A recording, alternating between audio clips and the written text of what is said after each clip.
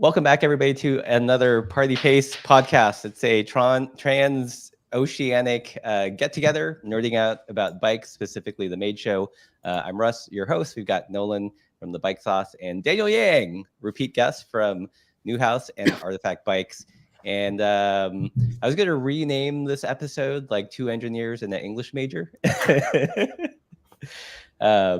I'm really stoked that we're all here together to talk about the custom bikes we saw at MAID, because I think everyone's going to bring a pretty unique perspective. But before we start, we also all three made YouTube videos at the show. And Daniel, that was your first kind of foray into content creation like that at an event. How'd that go for you?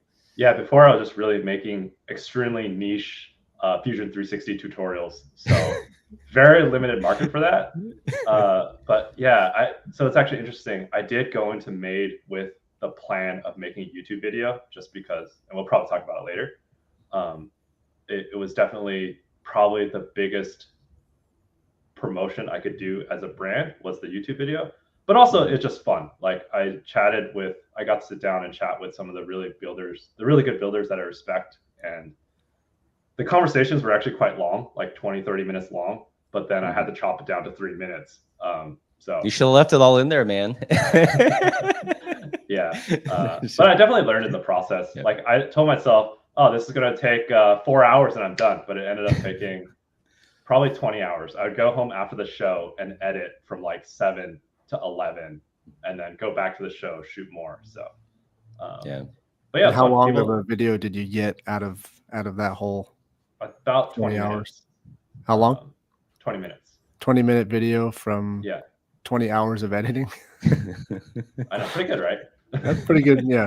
But you know, the funny thing is I did get better at it because and like I would say I'm more of a photographer, and so like at first I hated video because with photography you can really like think about the shot and think about the image you're trying to shoot, and then like you just click it and it captures a moment in time. Whereas with video, it's motion and time, and so sequence, it's never perfect. But I'm getting a lot more comfortable with it, and I'm finally able to use the video and the audio to tell the story I want to tell. Whereas before, I'm just like frustrated, like, why is that out of focus? Like, why do I look like an idiot when I'm talking? But yeah, that part never goes away. I think that's why you never see my face. This is a face reveal. My videos never have faces in it. Nice. So Nolan, you've made YouTube videos, but this was your first time at MAID. What do you think of the show? Yes, first time at MAID, but not my first time at a bike, trying to cover a bike event. So I did Sea Otter, which was like gigantic compared to MAID. For me, Sea Otter was just trying to get volume, right? Just like running around like a chicken with my head cut off, trying to get as much as I possibly could. Whereas MAID, it was like this concentrated, high density area of just like cool stuff. So I felt like I could kind of take my time and just kind of like look more closely at each booth. And so I think I was able to get better conversations that didn't feel so like rushed, which actually made the editing process a lot easier because there were like full phrases being spoken and ideas that kind of link together rather than just like clips, mushed together. MAID also is like clearly where I feel like I fit in the bike, space, just kind of nerdier, more boutique-y stuff.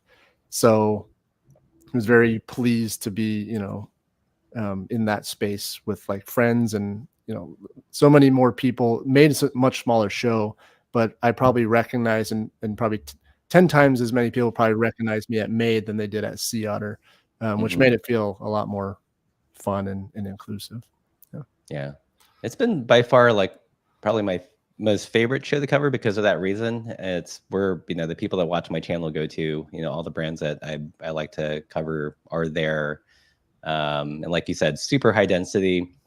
For me, I felt like there wasn't enough media specific time. Like I was like busting ass the whole time and didn't catch everything. Yeah. And there'd be things like, you know, it would catch my eye and I'd want to talk to them, but it was at the end of the day and I just completely shelled. I was like, no more.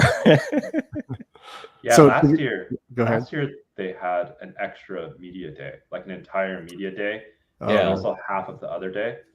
But it's just so expensive for frame builders to be out there for an extra day, right? Although, like, Right. I do think that is, I mean, you're supposed to be going to get the exposure, and so I almost honestly do prefer having a full day of media. It also gives me the opportunity to talk to other builders too, hang out. So. Yep, Laura and I were trying to figure out, like, it felt like there was more time last year. We couldn't remember if there was, like, you know, literally more time, or if this year it was just, you know, twice as big and we had less time to cover all the brands. Yeah, there was an extra day last year. Okay. Yeah, I know they all blend into one, right? So. Well, to give everybody a sense, the show ran from officially it was Friday to Sunday, right? And half of Friday, the first few hours of Friday was only media before they let the general public in. So that gave us about 4 hours on Friday-ish. And then Saturday and Sunday, I believe media got like one bonus hour from 8 to 9 a.m. or something, which really, you know, it was more like that was just like setup time for the exhibitors. So it was really only Friday when we had the bulk of the time. Yeah. So we actually went on Thursday because I was hoping more people would be set up and I could pick a couple of things off. But you know, like people were taking things out of crates and it just didn't happen. Yeah. So how was it for you, Russ? I mean, you and Laura are machines. I was exhausted. I had to like take a knee a few times, just like sit down. I hid behind the Artefact booth for a little bit with Daniel just to like drink some tea and like sit for a minute. That was not a coincidence that we had a hiding spot back there with chairs and green tea. Like that was what I learned from last year was sometimes you just have to escape, you know? Yeah. But meanwhile, I think I saw Russ and Laura go by like 15 more times and I was like, I'm missing all the content. Yeah, for us, you know, it's like the one trip that we budgeted for, so we felt like we really had to work it. I wore my Hokas just because I knew there would be a lot of running back and forth, but I was like dead at the end of each day. Like I didn't even have,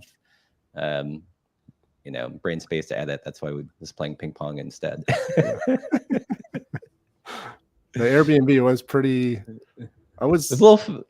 It was pretty good. I wasn't actually expecting a ping pong table, and lo and behold, there was like this whole basement area with just the ping pong table. It's like built for us. There you go. Yeah, it was a nice little escape. Yeah. Okay, so let's talk bikes. Maybe our top 3. Just go around in no specific order. I think it's kind of interesting to have Daniel here because you actually build bikes. You know, I just look at them and try to tell their story. I mean, I'm also a really big fan of frame building as well, right? Yeah. I'm a super nerd, so. Yeah. Well, let's have you kick it off. What was one of your favorite bikes at the show? So I met Ian for the first time. He's all the way from Australia, Lost Workshop. We've exchanged internet pleasantries back and forth, but I was really shocked to see his bike. I thought there were so many details that it's a gravel bike. I guess describing it is going to be difficult. You had to look it up. But he uses a lot of metal 3D printing in steel, which I think is pretty unique.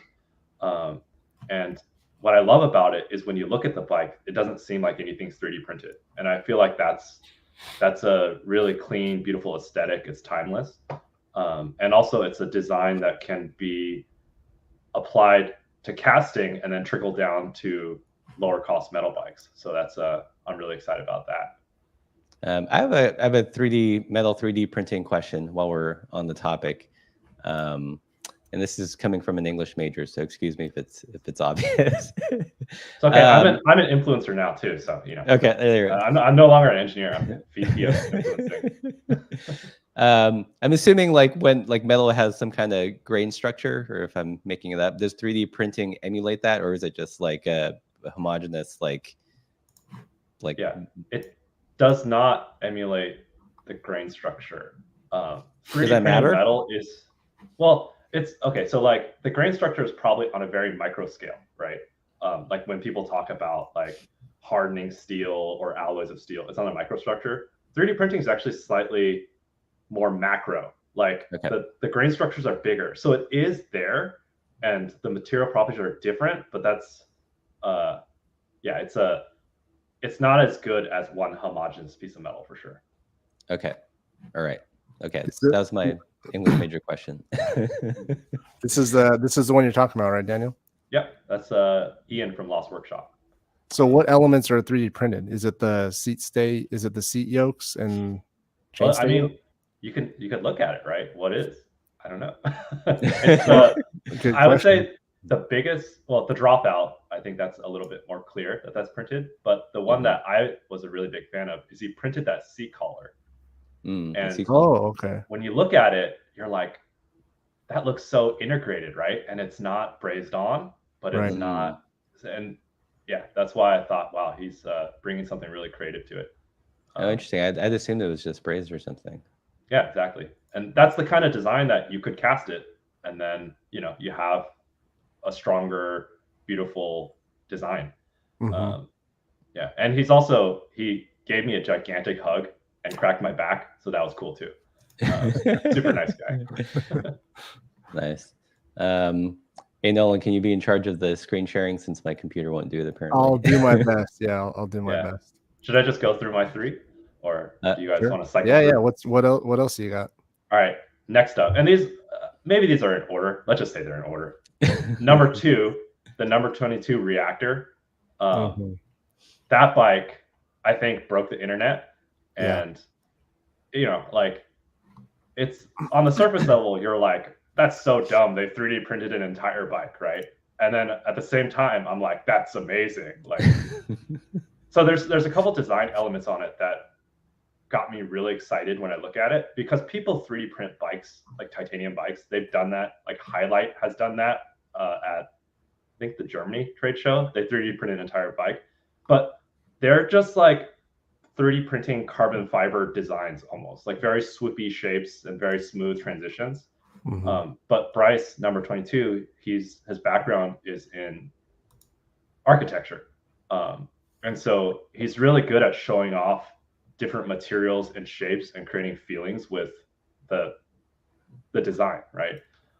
And it's like there's a feature on the head tube where it's just this section that's cut out if you look at it from the front. And it looks like it's CNC machined, right? So it's like a 3D printed thing that has a CNC machined element. And then if you look at the back, there's like these struts almost that aren't bonded to the seat tube. They're like floating separate. So if you look from behind, you could see a little gap through it. And that's like a sheet metal element. That's something that like you would do with sheet metal, you wouldn't do with carbon fiber. So it's like a totally different way of looking at 3D printed designs while having a metal aesthetic, and it's made of metal. So I was like, wow, that reshaped how I thought about things. I'm still trying to find it. I guess it didn't break the internet because I don't think it was on Radimus coverage. I think you would have to Google. Here, I'll pull up a bike rumor image of it. Yeah. And so the funny thing is, like, that frame entirely 3D printed, the fork entirely 3D printed. So alone, I think it's probably like, if you do a rough estimate of like $2, $3 per gram, it's probably like an $8,000 3D print. Right? Holy smokes. Yeah. Yeah. And again, it's like, you're like, well, that's dumb, right? But then you think about the purpose of going to MAID is marketing, right? And like, I think number 22 really stepped it up and like showed what's possible to market a bike, because you've seen it before. People bring like concept bikes, people bring concept cars to car shows, right? To inspire and kind of show the future. And also those same car companies bring concept bikes to bike shows, which those bikes are always so ugly for some reason. But like, they are doing it in a totally different level. And it really stepped up the game. Like, did you guys know Moots was at the show? No, like I was just staring at the number 22 booth, It's funny, like I feel like Moots is like a boutique brand in some circumstances, but at MAID, I was like, Yeah, exactly. Especially when number 22 brings this bike, right? So I was like, damn, you guys are so smart. Like I should have done something like that too, But I'm broke right now, so I can't be printing entire bikes. Is this? I mean, how feasible do you think fully 3D printed bikes as a regular thing is in the future? Is it coming, or is it always going to be prohibitively expensive? I mean, what I've learned is people will pay for something just because no one else has it. So maybe there's a world for it, but I did talk to them, and they have ways that they're going to make it mass manufacturable. So like, the down tube does not need to be 3D printed. The head tube, I think that's an amazing design, and that could be 3D printed. People are already doing that.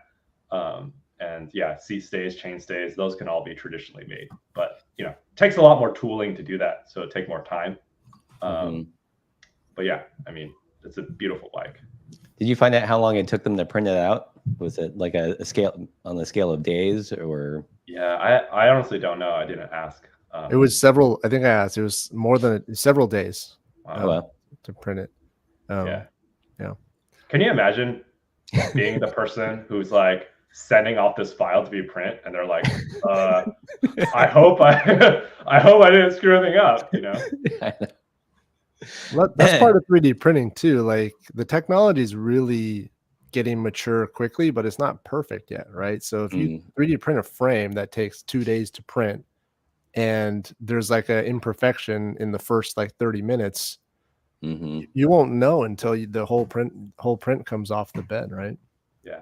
Or you will never know, right? Or you won't know at all. That's true. And I think that's the challenge with 3D printing right now, is whereas when you have bulk material, it goes through so much processing that you have pretty high confidence that there's no voids.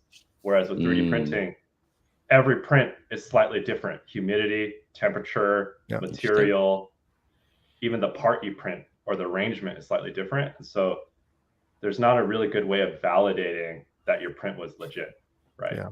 So, you just can't design it as close to the margins as you would with bulk material. Interesting. Yeah.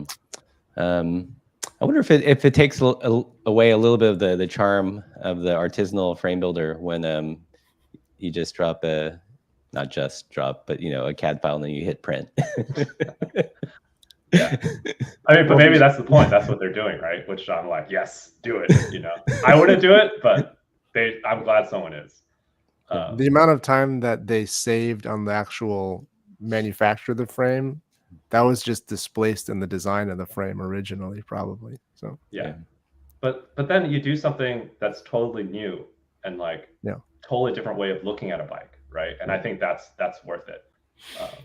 So I don't want to cut you off from your third bike, but I do want to circle back at some point to the 3D printing discussion. Yeah, sure.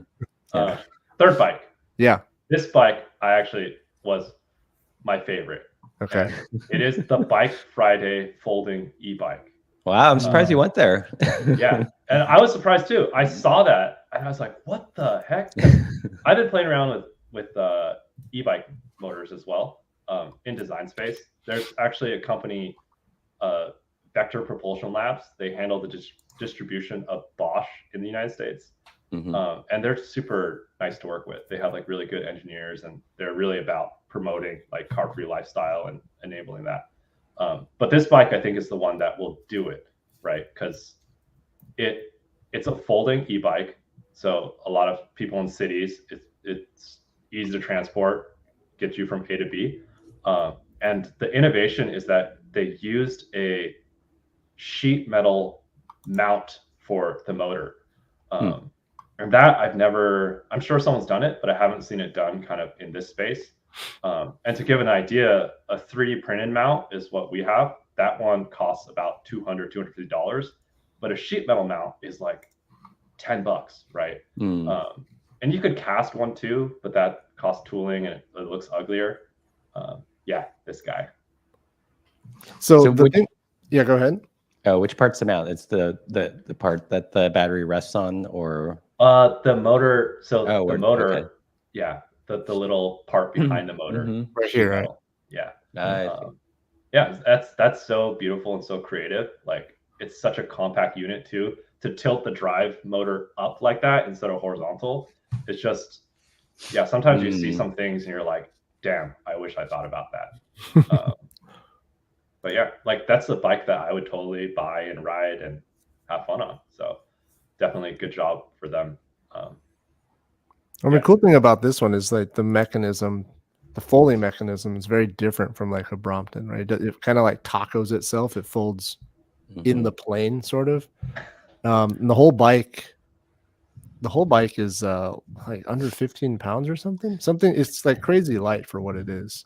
Yeah, I think it was like sub 30 for sure. At least the one that we were looking at, the one with the basket and stuff. I don't know if this was the same one. Yeah. But it was supposedly they're like the lightest Bosch equipped bike in the world. I mean, there's barely any bike there, so right. But the motor. Yeah, definitely that one kind of, I was like, all right, I got to step up my game because, I thought that was such a brilliant use of the material and the compact form factor, and it just looks so beautiful. Yeah, so that's my 3. Cool. Pretty solid. Kind of all over the place, from the 3D printed crazy futuristic bike to the ultra utilitarian foldable e-bike. Yeah, I have weird tastes. Yeah, it's great. Russ or me? You go. I'm still collecting my thoughts. I really like. I don't know if I had favorite bikes. I was trying to seek out certain things. So I put out 2 videos already, pretty boilerplate, like coolest bikes that made and like coolest non-bike stuff, like accessories that made. The one I'm really excited to do is the one about 3D printing. So a lot of companies were using 3D printing at MAID, and I want to do a video. I've got all the, I just have to edit it, but a video about how 3D printing fits into the cycling space and what the different builders' philosophy is when it comes to the newer technology. Right. So for that reason, a lot of the bikes that I was seeking out were ones that incorporated 3D printing in a way that suits their philosophy, right? So obviously at one extreme of the spectrum is the number 22 reactor, entire bike printed in one shot. Like it's ridiculous what they did. And really it's kind of Control P done. Yeah. I'm pretty sure it's that easy. It's like you were saying, Daniel, that's kind of a flex. It's kind of like pushing the boundaries, just kind of demonstrating what's possible.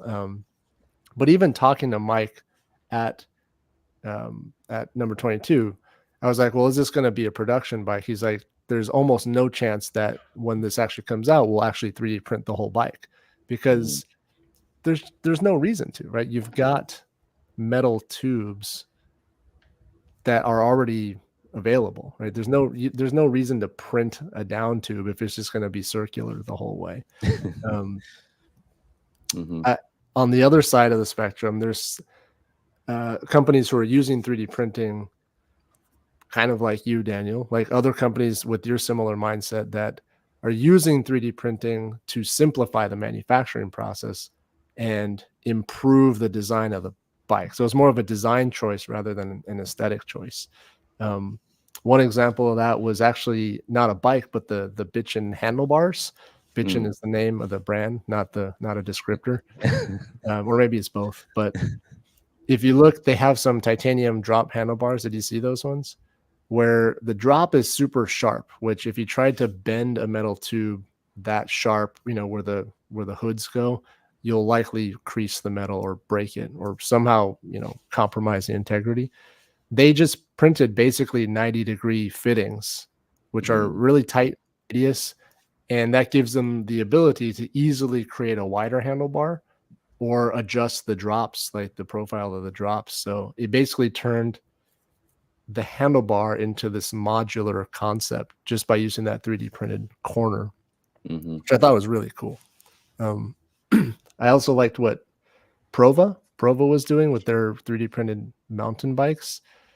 I feel like Prova's somewhere in the middle. They use 3D printing on a lot of their stuff, but I think they had like the entire sort of bottom bracket junction area was 3D printed. I think on one of their mountain bikes, the entire front triangle was printed. But again, they're using it from a design standpoint. So they're using 3D printing to do stuff that isn't otherwise possible with traditional manufacturing.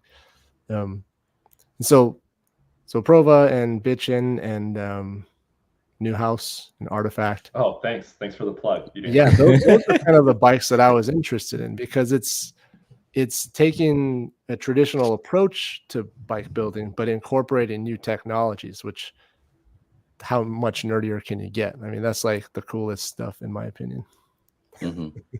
Yeah, I think 3D printing is definitely, the crazy thing is it's evolving super fast too, right? So like we're working on some production bikes in Taiwan, and even the pricing of casting apart, I'm starting to realize 3D printing is still very price competitive, even up until like, even sometimes depending on the type of part, it's price competitive. Whoops, price competitive all the way across, or it's like price competitive into units of like 500, 600. So it's still evolving, getting a little cheaper, but I don't think it's ever going to flatline. But I think it's also like people are opening to using it more as a tool rather than just prototyping or rapid prototyping. Yeah. I mean, solar heat, your comment is, I feel like that's where people stand generally on the concept of 3D printing. The fact that it's weak, it's slow, and it's expensive, right? Those are not very attractive qualities for bike components. But like Daniel, you can attest to this. The technology is improving so quickly. Costs will come down. It's not weak. It's just as strong as it's a metal component, right? There's no grain to it, but it's still metal. So I have a question. When just like a plain tube gets printed, is there any like kind of structural things inside it, or is it just like a hollow tube, like a metal tube would be? Depends. There's different philosophies on that, and there's also like software is actually one of the gating issues with infill or lattice structures inside. Right. So I don't know I think the number 22 frame has to have infill on the inside. Otherwise, when you print it, because it's a giant bike, you have to, there's no like perfect orientation to like place it in the printer.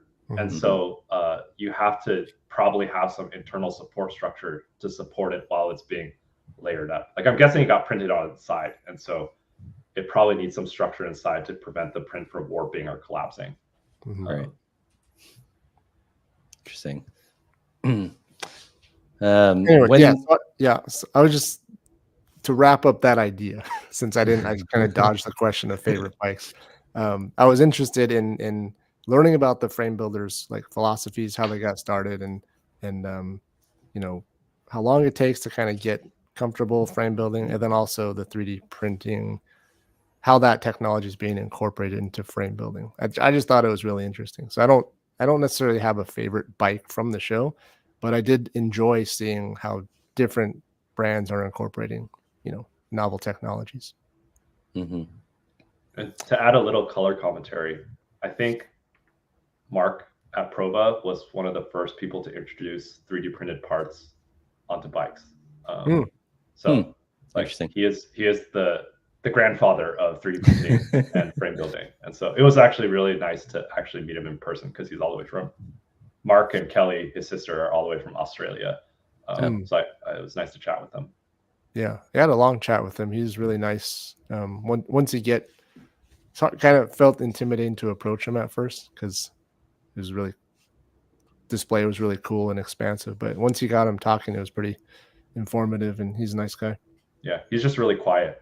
I was like trying to get the microphone closer to him, and I don't know if like Australians have different like comfort of personal space, right? So I like kept on getting closer and closer to him, and then he kept on like inching away. So I'm like, all right, I tried like the microphone closer, but like me being further back. But I think that's just Mark. So yeah. Melissa asked, is 3D printing really that weak? So a couple of things there. I think the actual metal piece that comes out, there have been materials studies done on 3D printed parts, and it's it may not have physical properties that are exactly on par with like a solid metal piece, but I think the way 3D printing is incorporated into frame building can actually improve the overall strength and feel of the bike.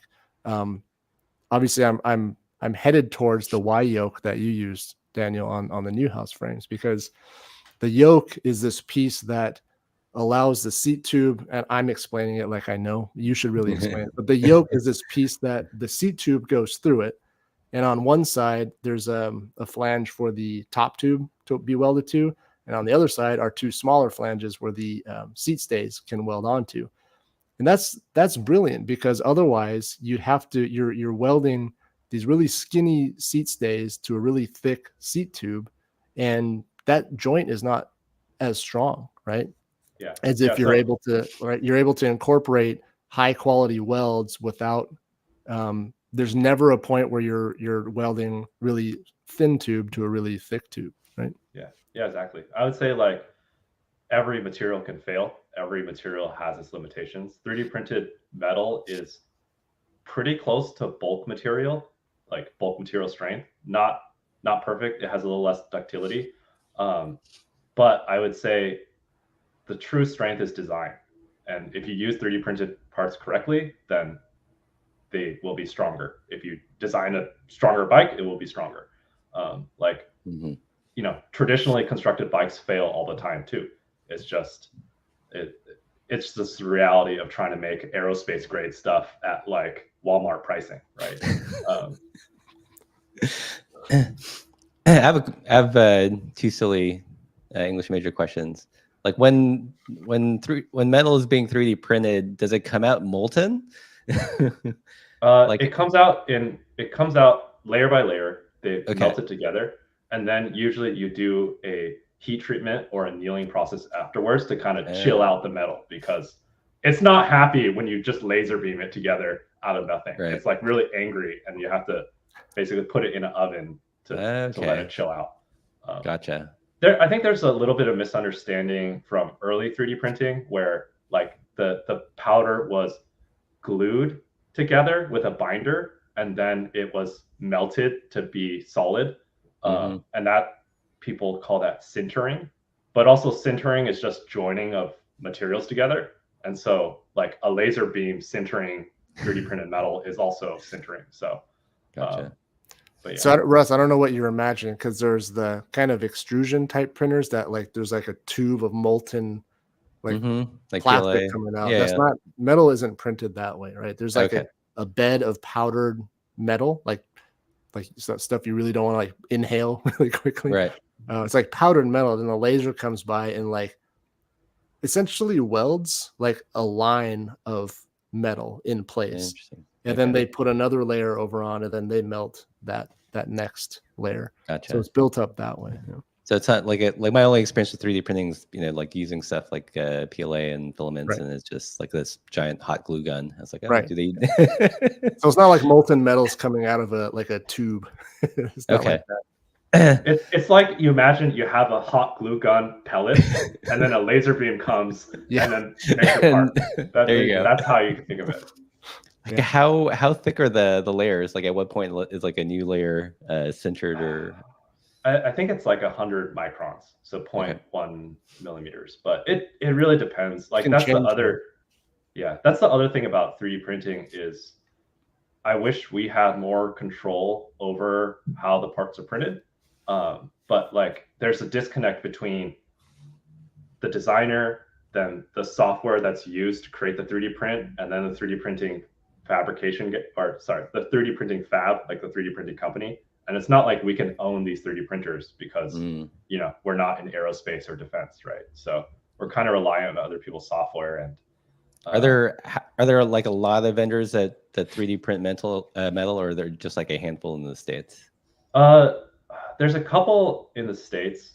There's a lot more in Asia. It's actually pretty cool. I think they have their own software pipeline in Asia, because that's one of the things, to go back to the infill. I think there's only one company in the United States that creates software to do that infill.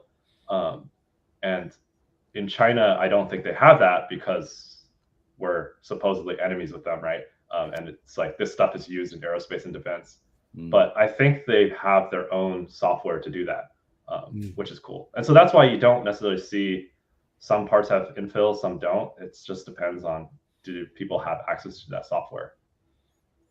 Interesting. All right. Well, I don't want to disrespect Russ's audience by going further into the nerd. They like it. nerdery. They all, You guys are they all weird. appreciate Let's the talk about nerdery. let's talk about MAID again. Bring it back and get a little lighter with it. Yeah. We can talk about the media aspect of it. That part. No, Russ, what are your top 3? Right. Yeah. I don't know. There's a frame builder, Jeffrey Bock, who's based out of Des Moines, Iowa, and he had a bike at the Reynolds booth that just had like a super fascinating story. He was building a bike for this couple for the Lake Pepin 3-speed ride, and one of the bikes was based on a design by Raleigh that wasn't around since like 1896 or something. It's called like the X frame, and if you look at it, it has all these intersecting angles. And that his client really wanted one. He was like, well, and it's lug too. Like he's gonna have to like custom carve and manipulate all these lugs. It has like tubes that's really uncommon, like super long chainstays. So when he had placed a tube order with like Reynolds, they called him back. They're like, what the heck are you building? So it's just like a super unique, it looks like a Dutch-ish cruiser bike, and one could easily walk by it, but everything he had to, just alter pre-existing lugs because lug sets didn't exist. He had to, the bike also had like those 7 style seat posts where it goes up like this and then horizontally. So you had to fabricate that and like, join the tubes, put a dome, and then you had to source all sorts of like weirdo parts for it, like the crank set and the IDL saddle and everything. So it just had a fascinating story, and I love like how the person he was building the bike for was like, "Can you do it?" And he was like, "I could do it, but it's gonna, like everything on this is like fully custom. There's not like a stock lug." It's like, no problem. Yeah, I hope Jeffrey can retire after that build. Yeah, that hopefully he charged a lot of money, because I would never do. I don't have the skills to do that, nor do I want to, because you're right. I'm looking at the bike now and it looks great. I mean, it's just nuts, like the lugs and like the head tube and where they join. He took like some stock lugs, would cut off the sockets, reposition them, and then like recut them, and it's like I look at that, it's like there's no way I'd ever be a good frame builder because I just don't have the patience for that BS. I'd be the more control P frame builder. Can you share it? Do you have it up, Daniel? Let me see. Or if you drop a link in the private chat, I can bring it up. Okay. Here. Yeah, that one sounds. It's day 4 MAID. On day 4 Reddit. MAID. The second one, right above the Neuhaus bike. I'll plug it. I sent the link into the private chat. Oh, the green thing. Yeah, the green thing is the best way to describe that bike. Green. It's kind of bananas. Holy moly, look at that. Yeah, super slack everywhere. Oh, yeah. If you want a slacked out bike, It's like a Dutch commuter or something. Yeah, so like all like the joinery is custom made. He said that like Reynolds like doesn't usually carry like seat stays that long, and they just happen to have a pair. And yeah, it's pretty bananas. I thought this after I filmed this and then seeing the coverage on Tomi's bike, I was like, oh, that would have been an interesting contrast because they're both kind of like X frame-ish. Right. Yeah, both inspired off of old, very creative design, I would say too. Yeah. Yeah. Yeah. So this was a bike that would have been easy to like walk by because it looks like a garage sale find. No offense, Jeff, but like it's just like the construction's like bananas. Is that cross right there? Yeah. Between the two top, is that all welded together, or is that one going through the other? I imagine it looks like it goes through. I mean, although I have no idea. I think it goes through like in the video part of it I cut out. Like one of his problems was finding tube sets that had butting in the right places. Uh-huh. Where they would intersect with the lug Okay, joinery? I got it. I can tell by the construction. It's a sleeve. That way it's not on the thin section of the tubing. And then he brazed a tube onto that sleeve. I don't think it goes through. It's a fixed joint. Yes. Yeah. Okay. That is pretty cool. Yeah. I think, Russ, you have the knack for finding like all the weird I don't stuff. know, like super unique. Yes. Stuff that like I must have just walked by, because I watched some of your videos and it's like I didn't even see that. Yeah. That's why he's a alt bike daddy, you know. That's why he's the kingpin. That's why his videos have more views than ours. No. Yeah. Yep. Right. That's the whole thing. Right 40 minutes, guys. That's the secret. Just make 40-minute videos all day long. Yeah, no problem. Let me just spend 3 weeks on it until it's irrelevant. Yeah. In terms of bikes, that's the one that really stood out. Trying to think of any other ones. I mean, there are lots of like cool stuff. Like the other thing that I'm hopeful for that's not bike related is that Madrone rear derailleur. So that thing was company, cool. Yeah, they started making replacement parts for SRAM. I always wonder why it's always the SRAM derailleur. You know, there's like Ratio Tech. They were doing like aftermarket stuff for SRAM derailleurs too. But after supplying customers with bits to fix it, they're like, we could just make our own rear derailleur and we'll make it modular, and you can change the pulley thing and it'll work with like any drivetrain. So those are all like, that was like my love language. So I was like, oh, okay. Yeah, I missed that too. And after I watched your segment on it, I was like, man, that is really cool. Like it solves, like, will you go back to Index if they come out with that? I mean, I'll promote it because I believe in it. Like I probably, I'm doing a whole series on index shifting and it's fine. But the other cool bit of MAID stuff that was displayed on the bike that I got my hands on was the equal control levers. Yeah. So if you guys know, they look like campy brake levers, but Grotech, right? Or Grotech, yeah, the Grotech control levers, but they're friction shifting. So I met the owner, or I don't know if he's the owner, but like an employee over at Grotech, and he handed me some levers to play with. So I was very stoked about that. Yeah, I'm really excited about that too. Those look just really because cool.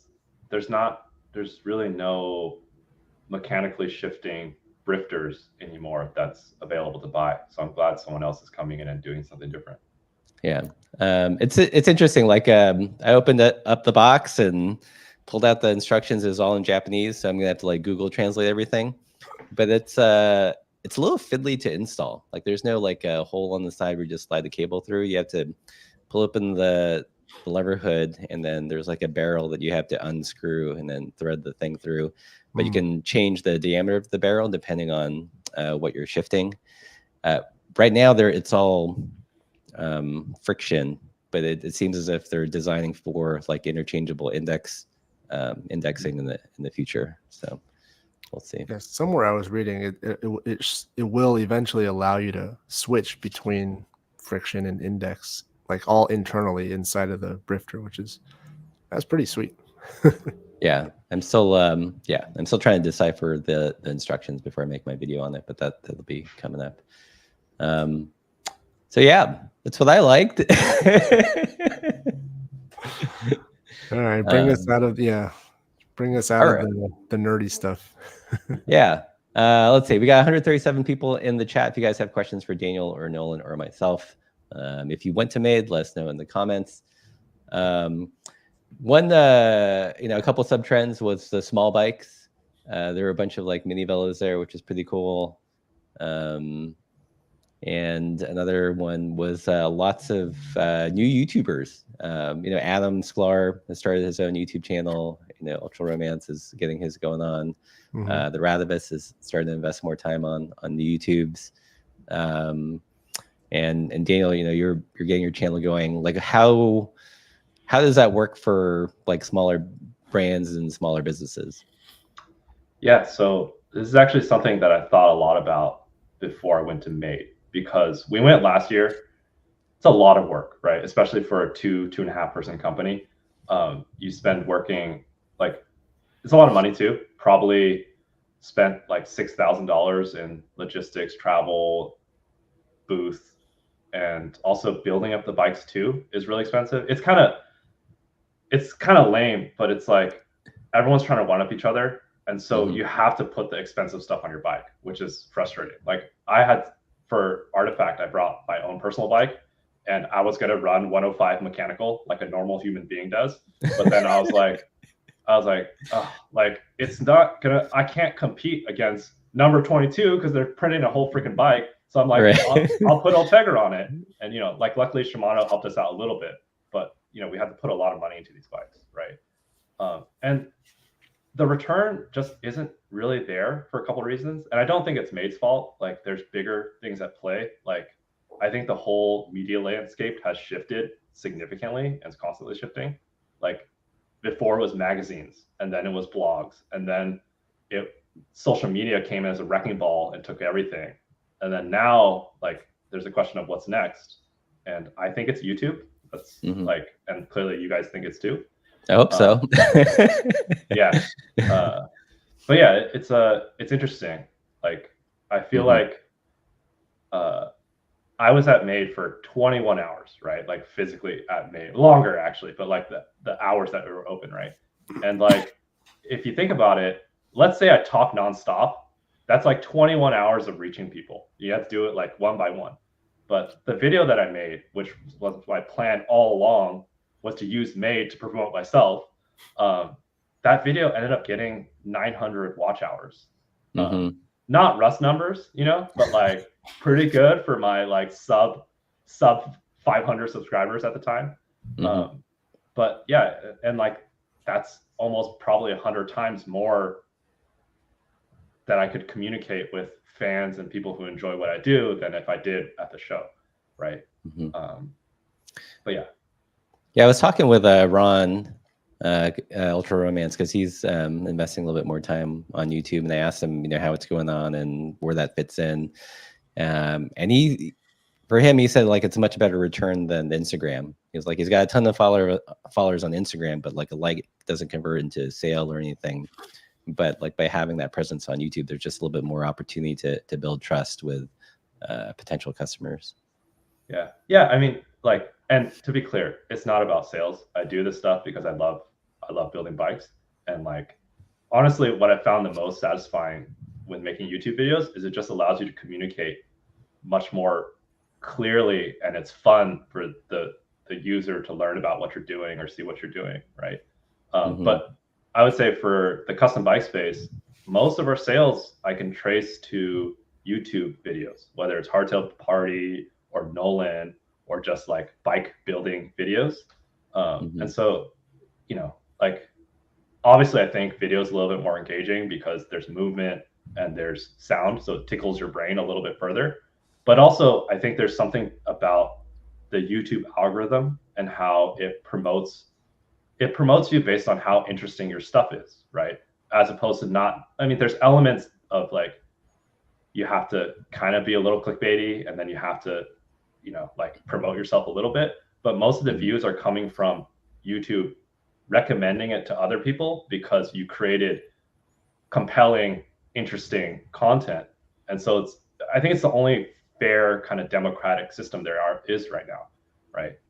Like, traditional media, it's pay to play, right? And you know, like that's fine if you're a bigger company, but if you're small, you know, you have to be a lot more creative. Yeah, I've been enjoying it. It's been fun. Yeah. How about you, Nolan? Any thoughts on the YouTube landscape after covering MAID? Honestly, I never gave it that much thought.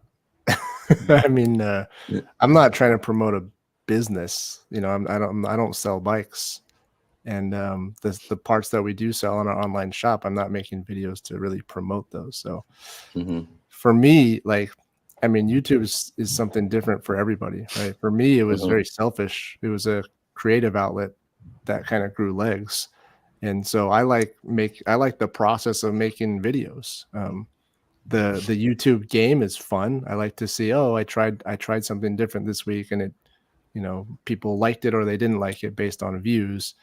That part's what's exciting to me. I haven't really zoomed out to the point of comparing myself to like bigger media, because I'm still at the phase in my YouTube journey, if you want to call it that, where I'm still just a guy in the garage messing around with a camera. Like I don't see, like putting on the MAID badge that said media, a total imposter syndrome. Like the whole time. Like Radovist is here, Russ is here. Who am I? I'm just walking around with a camera.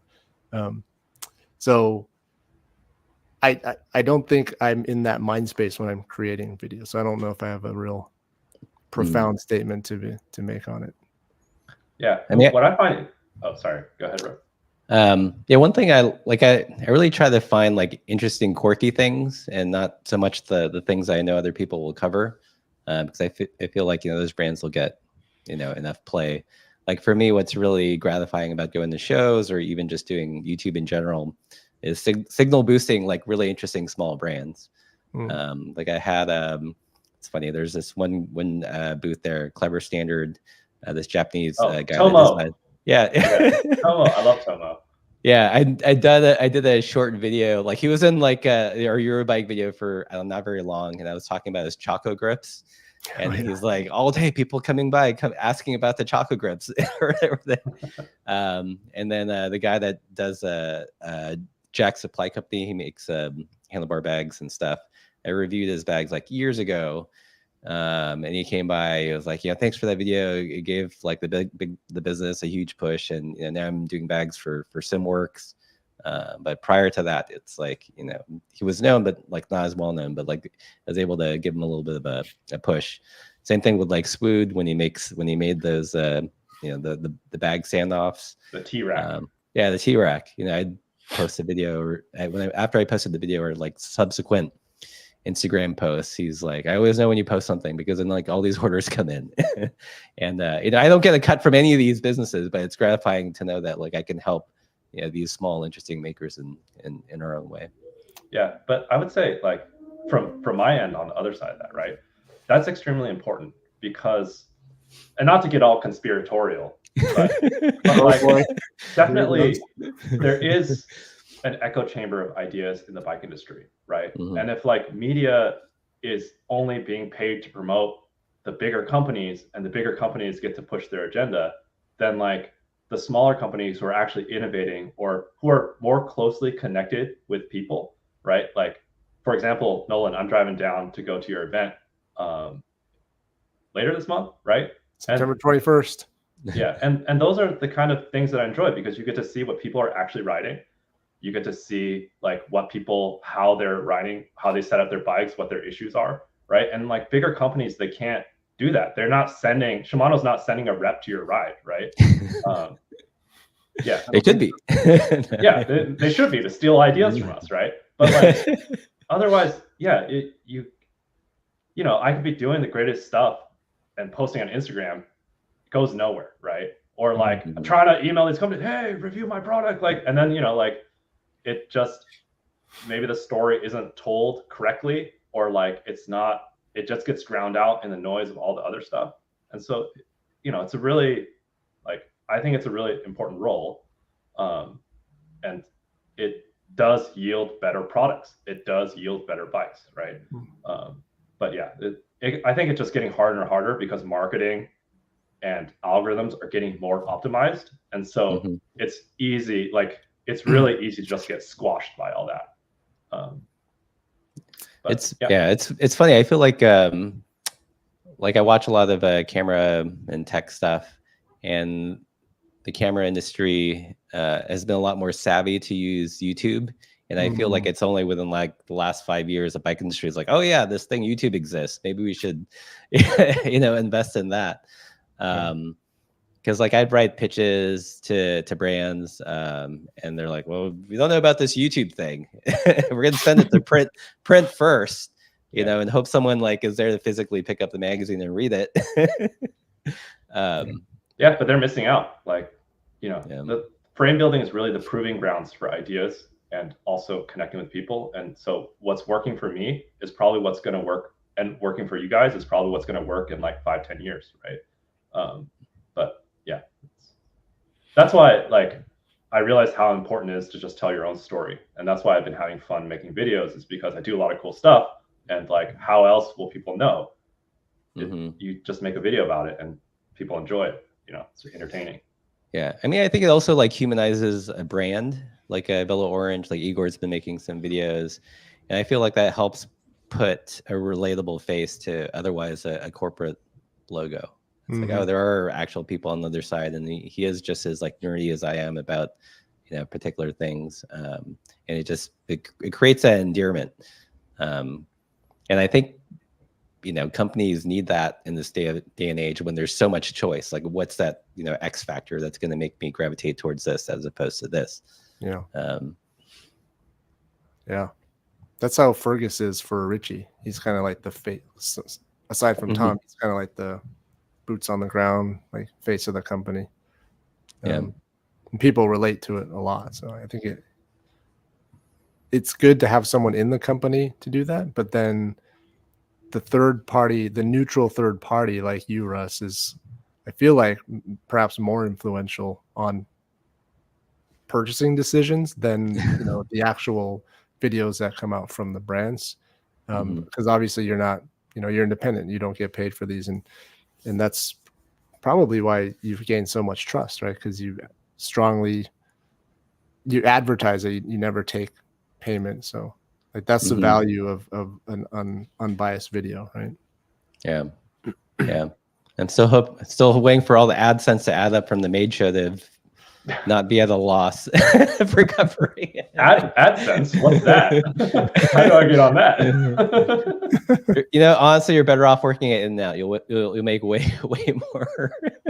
Yeah, I do it for fun, and I enjoy teaching people things, and like my mission is really just to change perception of bikes and how they're ridden, and maybe make an impact on how they're designed. So I realize this is probably the only way of doing it, because I can make really cool stuff, but I'll get drowned out everywhere else. So yeah. I think one aspect that I found like super fascinating is when different YouTubers or, you know, media outlets cover the same event, and you can see the inherent bias of the presenter or the person or the editor. You know, like, and sometimes I'll look at the coverage of like, we went to the same show. You know, like when I went to Eurobike, I was getting comments like, oh, Eurobike's just a bunch of like bike touring nerds who like racks. And I was like, no, that is totally not the case. That's definitely like my angle and slant. Yeah. Let's see.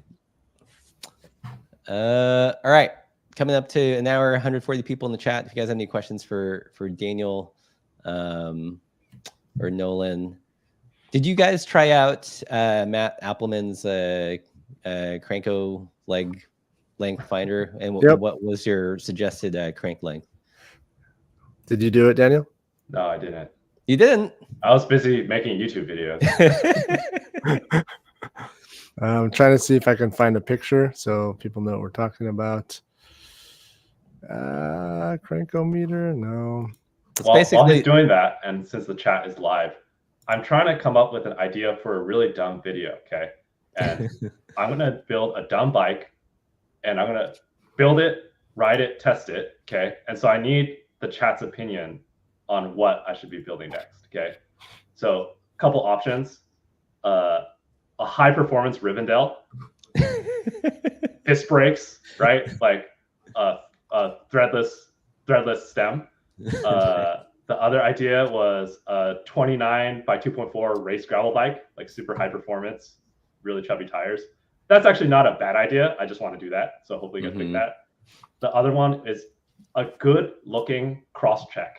That one, I think it's going to be really hard to do, but like get the utility of the cross check, but somehow make it look good. And that's going to be really challenging.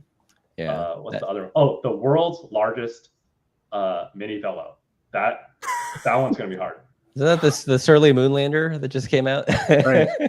I think mini velos have like a very certain aesthetic. It could be that. True. Like I need to look at that from scratch. But and then the last one is a really bad idea would be internal headset routing. I will build a bike if you guys want me to do that. So just write in the comments, or if you guys have your own ideas, just put it there, and then I'll build it, make a stupid video, and waste a lot of money doing it. There you go. A 3D printed bike with 3D printed PLA cables all at once. You know, there was Hardtail Party had a really dumb idea that I hope he doesn't mind that we share, but he wanted to do a PVC pipe bike where all the lugs are 3D printed. And I was doing some calculations how big of a diameter you would need for that bike to not flex. It's doable, I think. So yeah, actually add that to the list. 3D printed PVC bike. I'm gonna guess 4-inch diameter. 3. Yeah, it was like 3 or 4, and I think ABS is stiffer than whatever PVC. So yeah, something like that. Five or tall mini bike velo. Okay, 5K upgrades on a Walmart bike. I thought about that. I have we have some really expensive 5 dev cranks that would look wonderful on a Mongoose. All right, PVC bike. I can't find a picture. Anyway, I can't find a picture of the crankometer, but I'll describe it for you. It's basically a vertical gauge, and then there's a horizontal slider that you can slide up, and that slider is just meant to pull up, and you just kind of give yourself a wedgie, and you step off of it, and the little marker stays at your suggested crank length. What was yours, Russ? It was between 155 and 160. I feel like it's 155. I was wearing the Hokas for the show, so that would have thrown off the measurements. Damn, getting that boost. Yeah, so I'm gonna say it was probably like in the 155. Mine was, well, and I think it depends on how hard you pull. Like, there's probably a good 10, 15 mils of there's fleshy bits. Mine said 160, like slightly above 160, which I find hard to believe, but this is something like wearing Hokas? I was not. I was wearing thin shoes, which is also counterintuitive, but 162. Interesting. Do you guys know your inseams? 29. Quite. Yeah, I think I'm about the same. So what's it called? Yeah, I haven't I've been noodling the idea for a custom bike project, and I didn't know what I could add to the conversation. But after MAID and after Appleman's booth, I was like, what would be fun is what would a bike designed specifically around 155 cranks look like? Where would what would those changes be in terms of bottom bracket height? Yeah, there's actually a question in the comments. See, your guys' commenters are super educated about stance on bottom bracket drop. Which one's this one? BB drop. Yeah. So I think it's very related to crank length too, because I think part of the reason why, I'll just say, I don't think there's an optimal crank length. Like, whatever works for people works for people. I'm really happy that people are exploring shorter cranks, because I thought it was always ridiculous that there was a 172.5 but not a 165 in a lot of brands. Like, who cares about the 0.2 anyway? But what I think is interesting is the shorter cranks are going to enable bike designs to be different, and I don't really know what that looks like yet. And it's also going to affect the shorter riders more than the taller riders. I'm lucky because I'm like slightly above the average height that the bike industry designs for. I'm 6 feet, and so like the shorter crank will allow you to drop the bottom bracket and also allow you to bring the front center closer on the smaller bikes so you don't get toe overlap. And right now, bikes are not designed with those two things in mind. With regards to the actual BB drop, I think it's kind of hard to, one, I'm not short, so I can't really comment on the effect. I do know the effect on me. The lower BB drop will bring you closer to the ground, so make you feel more comfortable. Like, you won't feel like on top of the bike, and when you get off the bike, you're not like tiptoeing to stand off, which for people that makes a difference. That's one of those quality of life improvements, right? The other thing about BB drop is it really affects the handling, which is more important, I think, on mountain bikes rather than gravel and road bikes, because if you drop your BB too much on a mountain bike, it feels too planted. Like, you end up not being able to switch direction as quickly because your center of mass, the leverage is lower, so you don't have that to lean the bike or whatever, lean yourself to lean the bike. That's actually the reason why we use 27.5 wheels on smaller bikes, is because you have less BB drop, so your weight is higher above the axles, and so it allows the smaller riders to maneuver the bike easier. when it pertains to road and gravel, you're not really like doing wheel lifts, or you're not really controlling the traction as you're turning as much. So I don't think it matters. Or sorry, it doesn't matter that much. So I can see an argument for the smaller bikes having like 80 mils of BB drop, or even like, I don't know, 85, 90 mils, or a smaller wheel size. But then you get into questions of like rolling resistance, and also the availability of tires. So, I mean, I looked, you guys were riding the Montebello, right? That has a crazy BB drop. It's like 80 mils, right? Yeah. How do you guys feel about that? I mean, I liked how it feels. The bike for me isn't like super jumpy. Like it doesn't make you want to, you know, get out of the saddle and push super hard. It kind of, I feel like for me, it just kind of like encourages you to sit back and sort of chill, find your all day pace. As far as handling, I feel like I noticed the stack, like the higher stack, more than the lower bottom bracket. I don't know if I could tease out a difference in that much lower bottom bracket. Yeah, I mean, that for sure will have a bigger difference because, or the stack height, because like when you're tuning BB drop, you're really tuning your center of mass relative to the bars, or sorry, relative to the wheels. And so if your stack is high, your center of mass is higher. Right.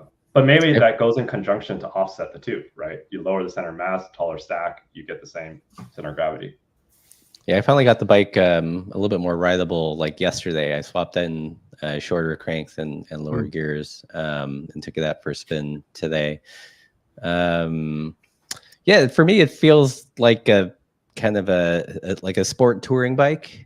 So definitely not like a road race bike. It's not very jumpy. It doesn't accelerate very quick. But it's just kind of like a nice all day riding bike. To make like kind of like a nicer space horse. Like, that makes sense.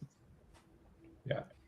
Yeah, it's what regardless of the BB drop or crank length, it is really surprising how just 5-10 millimeters you can actually have a perceptible difference.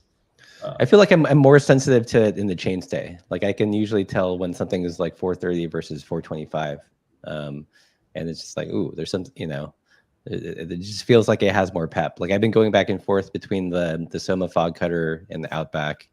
And the fog cutter is a little bit shorter, and it just feels like a little bit like livelier bike.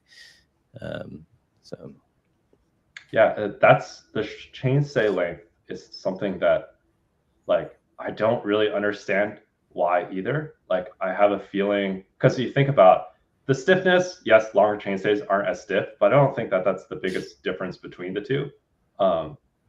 It has to be something with the weight distribution, how when it's shorter, there's more weight on the rear wheel. So maybe you feel like the tire is gripping more.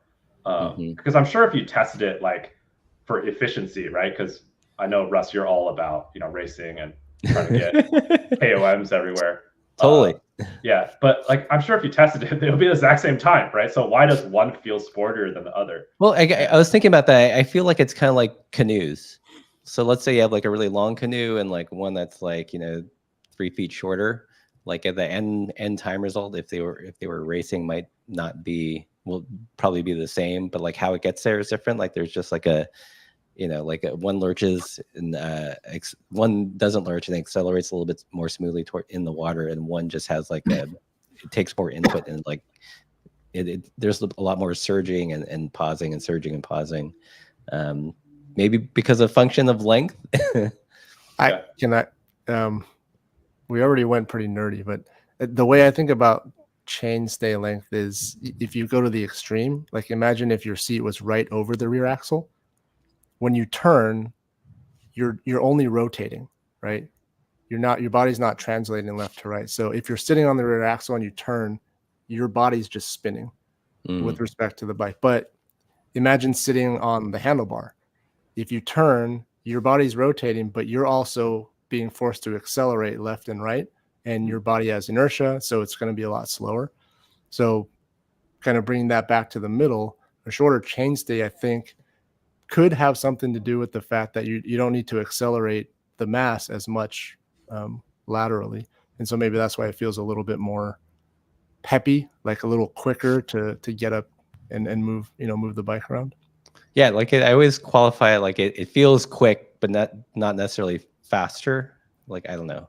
Yeah, sportier, right? It's like yeah. a sportier. That's how I like to think of it.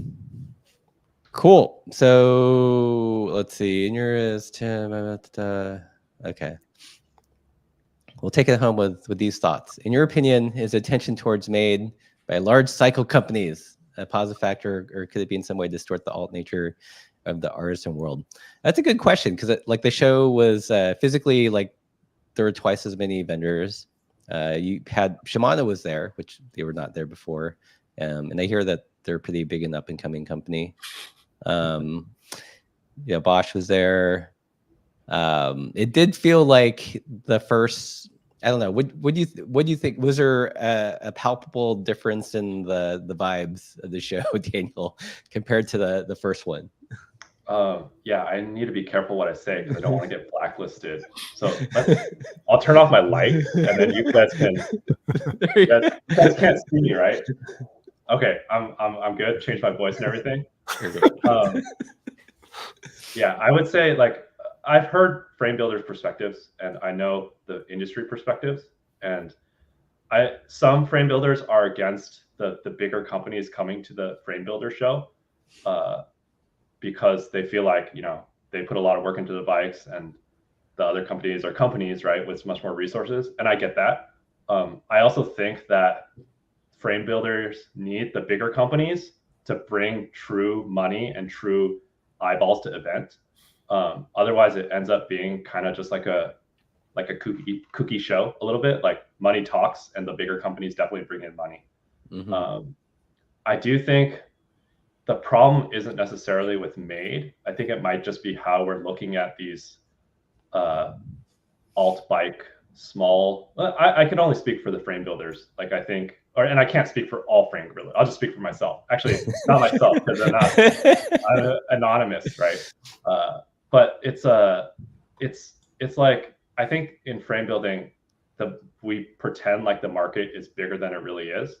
And I'm not saying the market is there. It's just not like something that, if you're at the point where you can basically pay for marketing, right? Like, I think it thrusts some people into the spotlight too early, and they're not ready for it. Like, if you're a new builder, you want to feel like you're part of the community, right? Because that's what I enjoyed the most about MAID, is going there, talking to other builders, learning from them, chatting with you guys. Like, it wasn't about showing my bike, but it's pitched to everyone that this is a trade show that you're showing off, trying to sell your product, right?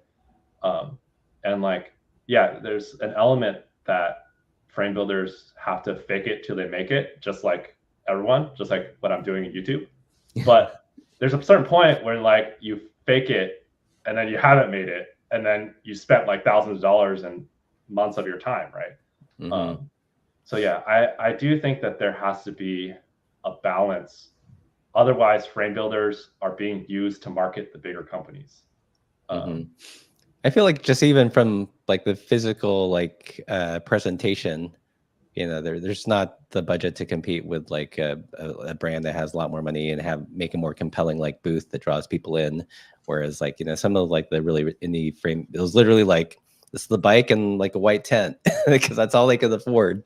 Yeah, and I think those events should be regional, right? Like, for example, our best selling product, the Neuhaus Hummingbird, is a mountain bike, right? It's a hardtail mountain bike. But in the Pacific Northwest, the terrain demands full suspension, and also the riding culture demands a full suspension, right? And so we travel 10 hours to MAID, which is a lot closer than most people had to do, but that's not really our audience, right? And also, like, people go to the show because they love bikes, and that's awesome. And I love chatting with people, right? They're not going there to buy a really expensive custom bike, which is fine, right? Like, I don't go into a museum ready to buy a Van Gogh off the wall, right? Like, I go there to appreciate the stuff. Right. And like, yeah, I think we have to be realistic about that, and find ways that frame building can succeed, because I think it plays a really important role. Like, Chris Henry 44 bikes described it as the crucible of the bike industry, right? That's where gravel bikes came from, 29ers, 27.5. Fat bikes came out of there too, you know? And like, there has to be a way for us to survive and do what we do and help the bigger industry without the bigger industry just trying to squash us, or not trying to. Like, I don't think everything's intentional, but just inevitably squashing us, right? Right. So my thoughts. Sorry, not my thoughts. Anonymous thoughts. I mean, I hope the show doesn't get any bigger, to be honest, just because it was like a stretch to cover it well with the time allotted. And if it gets like any bigger, you know, unless they throw in like the extra media day, then it becomes untenable if you're doing more than just like shooting photos and writing blog posts. You know, like for video production, it's, you know, it just takes way more time. I don't know. Yeah, you guys have been to Sea Otter and MAID, right? Definitely totally different vibes. And I really like MAID. Sea Otter is always sunburn and like chapped lips and just a lot of suffering, right? And so I do think that there's space for a show like this to highlight the smaller brands, or the alternative brands. But yeah, from a fan builder perspective, I think some economics or some things need to be worked out for it to make sense. Yeah. Melissa asks, how does it compare to the Philly Bike Expo? Do you guys show at Philly? I was there early in the year. I got the inclusivity sponsorship. Shout out Shram and Industry 9 and Bina. But yeah, I would say Philly is a lot smaller, and it's not trying to be something bigger than it really is. It has a very family vibe, and I loved the fact that they have seminars. And I feel like I gave a talk, and I would love to hear like other builders like Rob English or you know, like Chris Henry give talks, or I heard Carl Strong gives some solid financial advice, right? And yeah, that's the kind of stuff that I would love to see. It'd be more of like a celebration of frame building and a gathering rather than like you're going to make it big, I'm going to promote you, like thousands of followers, you know? I only got like 50. So I do kind of wish that there was more. I mean, me saying this and saying that there's not enough time to cover everything, but like I do like I watch a lot of the presentations from Philly online because I don't attend, but like there's some really interesting nuggets that come out of that. So it'd be fun to have some maybe like guided discussions at MAID at some point. So Tom was there at MAID. That was pretty sweet seminar. So did you get to chat with Tom? No, I didn't. No, I got too nervous. I ambushed him at Did you? Yeah, I ambushed him and his wife as they were leaving, so I got to have a nice quiet chat with them. Oh, very cool. Cool. All right. We're at hour 18, 132. Before you guys rush out of the chat, be sure to hit the like button. Follow Daniel on his new YouTube venture. What's your channel name? It's Yang Manufacturing, or I think Yang MFG. Okay. If you can't find it, then whatever. I don't. Not a big deal to me. And of course, you guys know where to find Nolan, the Bike Sauce. So like this video, go follow their channels. And as always, everybody, keep the soulful side down.